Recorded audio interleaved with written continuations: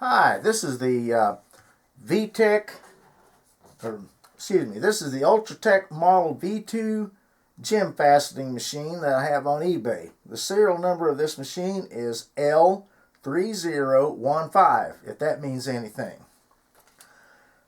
I'd like to thank you all for being patient with me. I had misplaced a lot of the parts of this machine, more like the accessory parts, and I had a hard time finding them. But I did find them, and now I'm going to update the video or update the ad and everything, so you'll see what all comes with this. So this machine has not been used very much. I bought it at an estate sale, and I think the previous owner was intending to get into the hobby, but well, he just didn't quite get there. So I would say this stuff sat in storage for a long time until he probably passed away, and well, they had the estate sale.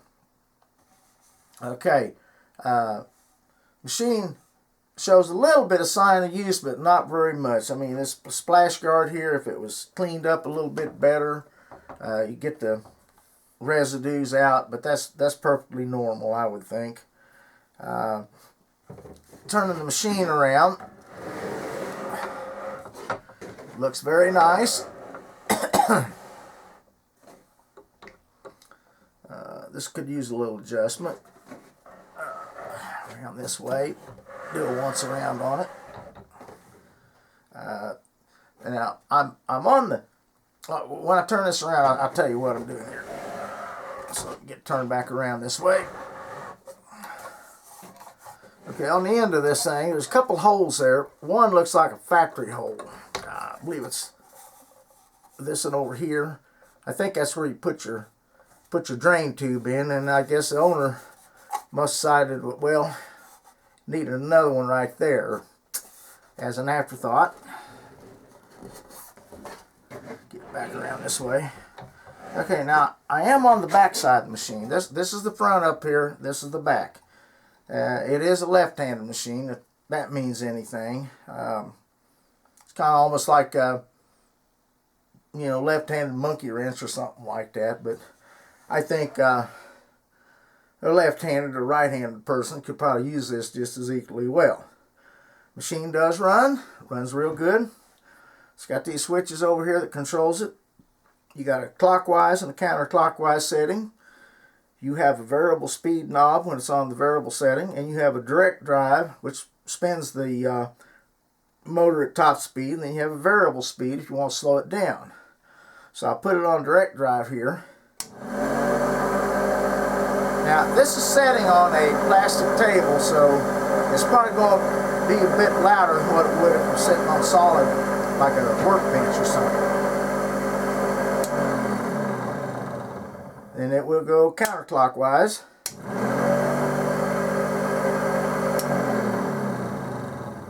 Then we'll put it on variable speed. I'll start it out slow. And right there it's just barely going. Speed her up.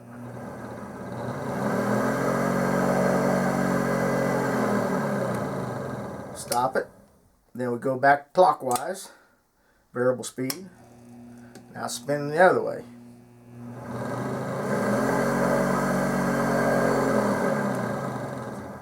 So that part appears to be functioning correctly.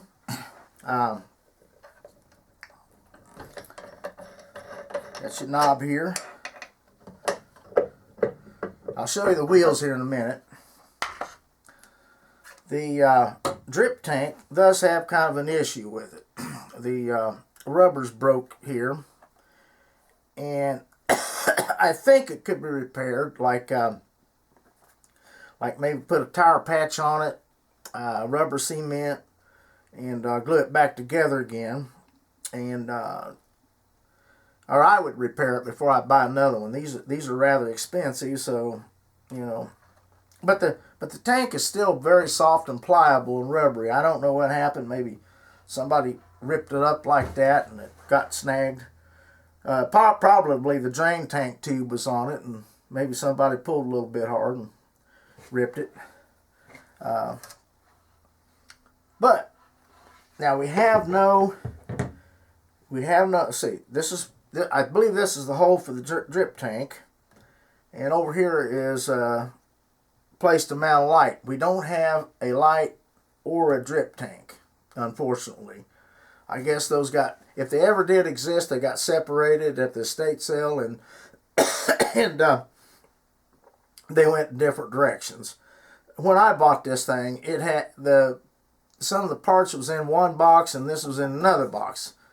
And the auctioneer was nice enough to say, well, that box appears to go with the gem faceting machine, which I thought was pretty bogus, because the auctioneer should have put all this stuff together and I could have bought it one lot. But that's kind of how it ended up. And, well, I tried to buy as many lots as what I could, which were 2 that I thought would go with this machine, because, well, you're going to need some of these parts because they're pretty important. The mast is a little dusty. Could use a little bit of cleaning. Nah, maybe not. Appears to be just a little bit stiff because been sitting around. It's probably gummed up. Probably good cleaning and this thing would really work slick.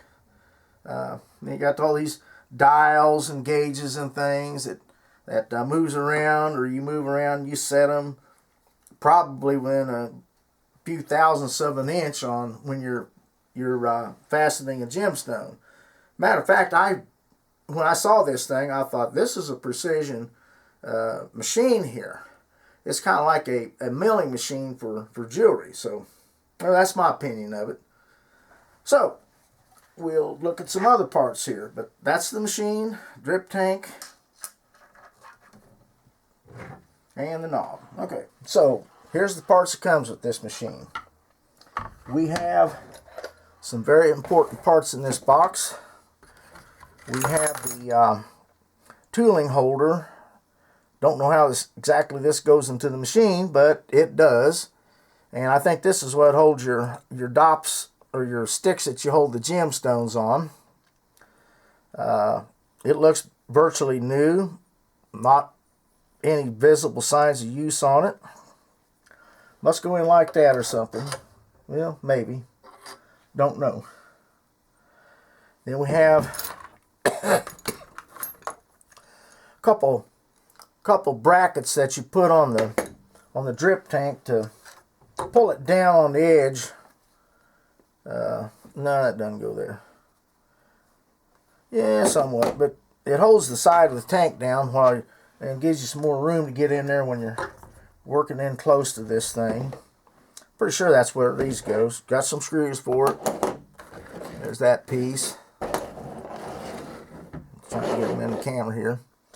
Then we have, this is a pretty important tool. This is, I believe, is a chuck key that you use to put this part into the machine with and tighten it. And as I understand, you don't want to lose this or be without this, because these are pretty expensive. The company does not make these anymore, and I guess last one I seen on eBay was about 80 bucks for just this little guy. Then you got some wiring clamps, piers. Got a couple screws that I really don't know what these go on. Goes on something. And we have a couple Allen wrenches. Those are pretty common. I mean, I like sets that holds them all together, but this is what came with the set. Then, well, here's another screw that goes on this bracket here. Then we have a screw here that I don't think it goes to anything on this machine, but you get it anyway. Part of the deal. Okay, that's the machine hardware. And now for the consumables.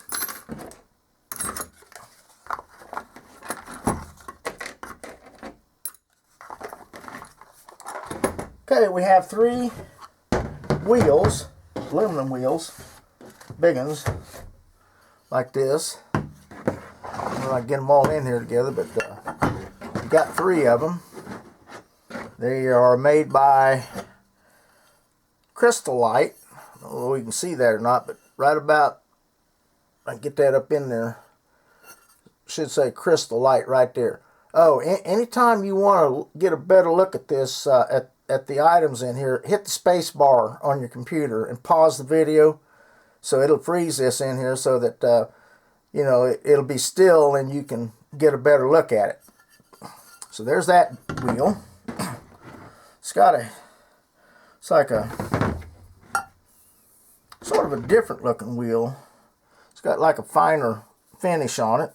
So it's got a copper washer here, or insert. Again, it's made by Crystalite. Then you have a brown wheel. It says phenolic lap for flatter facets. Must be something like a fine polishing wheel. I guess once you get it roughed up, I guess you kind of slick them up with this one. So there's the wheels that comes with it. Then you have this hold down, which pretty sure, yeah, it does go with the machine because it does fit the arbor on the wheel or on the machine. Don't know exactly what that's used for. Maybe it's used for a smaller wheel. Okay, this is really nothing. Goes with the machine. All right, you have the consumables. You have, and I don't know what these are. I do not have a clue. But this says 50,000 DIA. Don't know what it's for, but it's kind of a greenish pad, probably for polishing. Then I think this goes with the machine. It's a kind of a rubber wheel. Yeah, it says Crystalite, so it would definitely have to go to the machine, and I don't know how you would fasten it, but it appears that this wheel and this disc would be the right size used together. Then we have what looks like a diamond saw blade. I guess where if you're rough cutting a gemstone and you don't want to do a whole lot of polishing, you can cut your gemstone in smaller pieces and save a lot on your material that way, or on your consumables. Don't know if you can read that, but there again, you know, hit the space bar and get a better look at it. Alright, now we have something that's in an unopened package. 6 times 006 by 5/8. So I'm assuming there's going to be 6 items in here, some kind of pads. It does say Ultratec, so it's made by the company that's made the polishing or the gem fastening machine. Now this is unopened, so I'm not even going to bother opening it up. Whatever's in here, you may be familiar with it. I don't know. Next we have some other discs about the size of that rubber wheel. Yep. Yeah, about like that. So you got a felt looking wheel. That's, yep, felt looking. Then we have a poly pad, gemstone polishing pad. Kind of greenish color like the other one.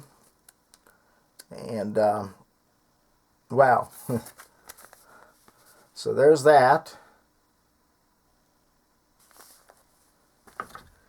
Then we have, looks like kind of like a wet or dry sandpaper pad. So, well, it does say wet or dry. Trimite cloth. It's like a 220 grit. This looks like it's been unused.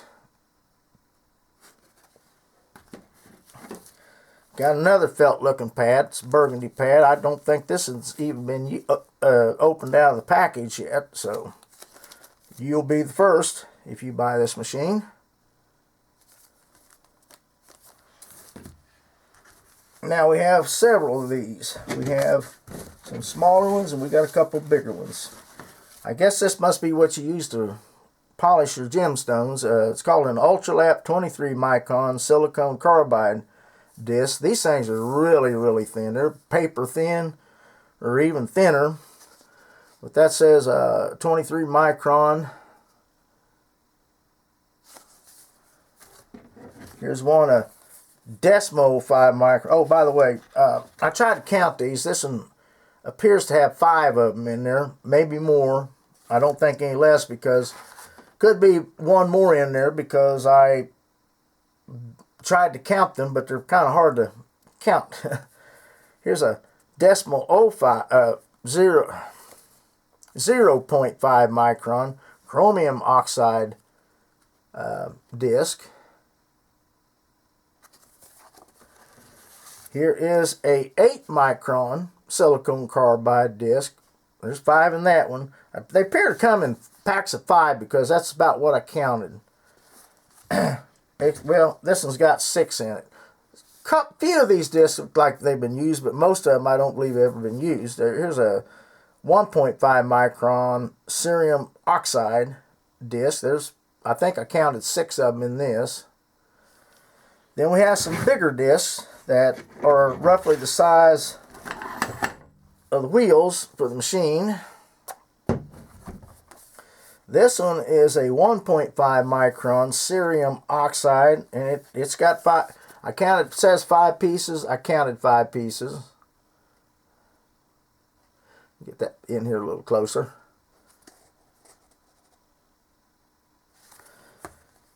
And here's another. Oh, this is another Ultralap. Yeah, these are Ultralaps here. I believe all these are Ultralaps, as a matter of fact. Yeah, they're all Ultralaps. Duh. See, I'm trying to do this on the fly. I don't have a script or anything. Anyway, Ultralap, 1.2 microns, 5 pieces. Must be something that, of course, you'd have to have. Part of the consumables that you would need. Let's get these out of the way.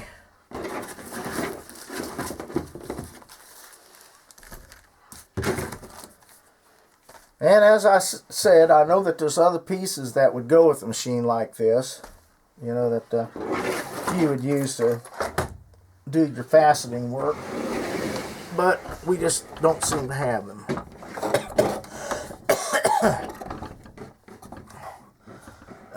Well, anyway, there she is, and what you get. As I said, this is the front. You don't get a light. Well, lights are pretty cheap. You can buy LED lights on eBay for not hardly anything anymore. Water tank. A guy on YouTube made a water tank out of 6-inch PVC pipe and like a shuttlecock valve that you would kind of like what's on a radiator of a car, where you can turn it or pinch it down depending on how much water flow you want. I mean, it's kind of ridiculous what these faceting companies want for a silly drip tank, but well, I guess they got to make money too. But I would opt to make one like the guy on YouTube did with the PVC, because that stuff will last forever. Where you knock something like a clear plastic tank over, it's going to die when it hits the floor. So, yeah, and water's water no matter what. I suppose distilled water would probably be best, but that would just be my thoughts. Well, there it is. Thank you for watching, and happy bidding. I hope this gets a good home, and I hope it gives a lot of years of enjoyment to you when if you buy it. So those of you who have already placed bids, well, check this stuff over and see if you're getting what you hope you're getting. I do apologize for the delay in putting this stuff on, but I sure had a hard time finding the rest of the parts. And all of the pictures that's in the advertisement, I pulled them right directly off the video. So when the camera takes pictures about 60 frames a second or so, well, why get your other camera out and take still shots of it when you can just pull them off here? That's the way I do it. I mean, I find it's a lot easier like that, and I can get the right position I want, when I do it. Anyway, thanks for watching.